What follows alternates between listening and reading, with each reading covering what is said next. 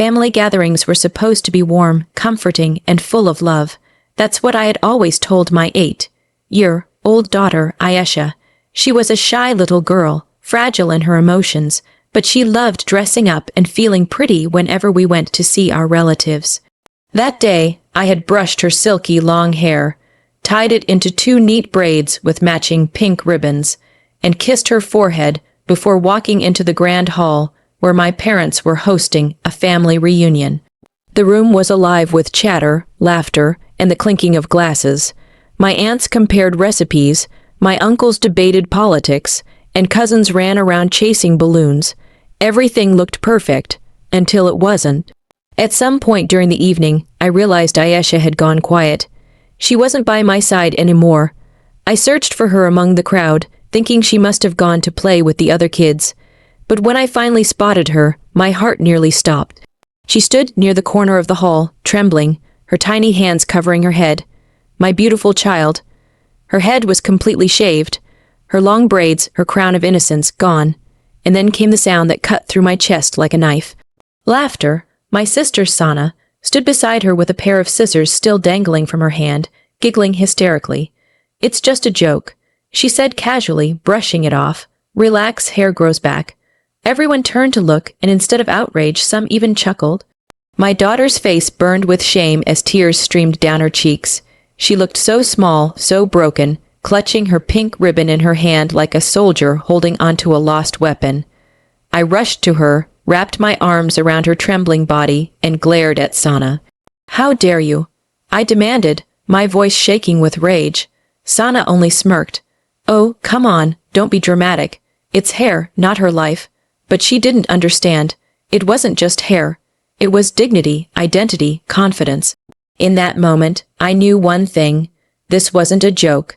This was cruelty. And this time, I wasn't going to let her get away with it. The following days were torture. Not just for Ayesha, but for me as a mother. She refused to go to school, terrified of the laughter and whispers that might follow. She cried herself to sleep, covering her head with a blanket, whispering, "Mama, why did she do this to me? Did I do something wrong?" I held her close each night, stroking her bare scalp, promising her she was still the most beautiful girl in the world. But inside me, something dark was brewing, a storm of rage mixed with memories of betrayal. Sana wasn't new to this. She had been cruel since childhood. I remembered the time when I was 16 and had my first crush. Sana had deliberately spread lies about me to him, claiming I was desperate, pathetic. The boy stopped talking to me. Sana had laughed. Then later, during college, when I was offered an internship, she secretly sent an email from my account to decline it. She got the opportunity instead. When I confronted her, she shrugged and said, "Survival of the fittest." Even after marriage, when I struggled financially, she never offered help, but never missed a chance to humiliate me in front of others. And now, she had crossed the ultimate line by targeting my child, my daughter. I knew then that if I stayed silent again, Ayesha would grow up believing people could walk all over her, that cruelty had no consequences. I couldn't let that lesson poison her future. So, while I comforted my child and slowly helped her heal, I began to plot. My sister's cruelty had always been overlooked, forgiven, forgotten, but not anymore. This time, I would make sure her laughter turned into screams. Revenge is not about impulsive rage. It's about patience, calculation, and timing. I began to study Sana's life the way a hunter studies its prey. On the surface, she seemed perfect, married to a wealthy businessman, living in a grand house, flaunting designer clothes on Instagram. But behind that glitter was darkness, and I was determined to uncover it. I started with whispers. I spoke to cousins, neighbors, and even her so-called best friends. Slowly, pieces of her life began falling into my lap. She had been secretly borrowing money from relatives, lying that it was for investments. But in reality, she was gambling it away online. Her husband, Farhan, didn't know about the debts. Their marriage wasn't as perfect as she pretended. It was hanging by a thread, and worse, she was having an affair with one of Farhan's business associates. I documented everything, screenshots, photos, recordings, Meanwhile, I focused on Ayesha. I took her to a professional salon where they styled her shaved head into a chic short haircut. We bought colorful scarves and headbands, turning her loss into a fashion statement. Slowly, her smile returned. At family gatherings, I made sure people noticed. When relatives commented on how adorable Ayesha looked, I reminded them why she had to cut her hair in the first place. Sympathy began to shift toward us. Slowly, the family started whispering, not about my daughter, but about Sana's cruelty. Still, I remained calm on the surface. I let Sana believe she had won, that I had swallowed the humiliation. Little did she know, I was sharpening my dagger behind a smile. The stage was set. All I needed was the right moment. The opportunity came sooner than I expected. At another grand family party, hosted by our parents. The entire extended family was invited, including Sana and her husband. I walked in with Ayesha, both of us dressed elegantly.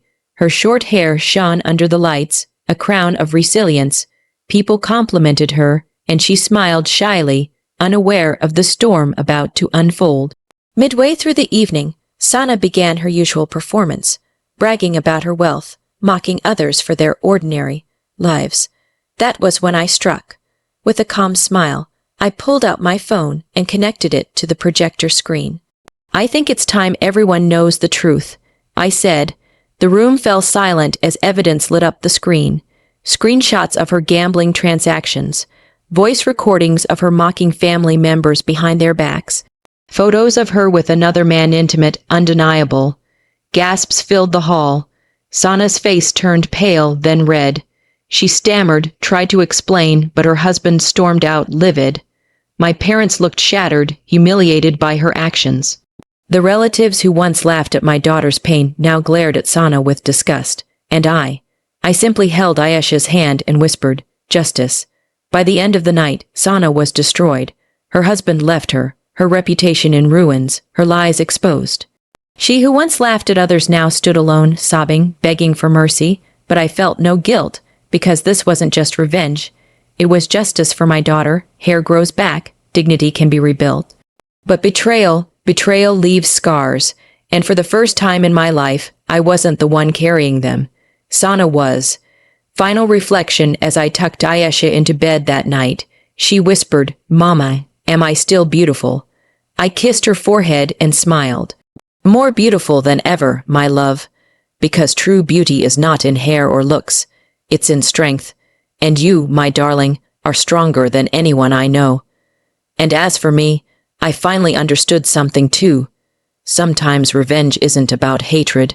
Sometimes it's about teaching people that cruelty has consequences.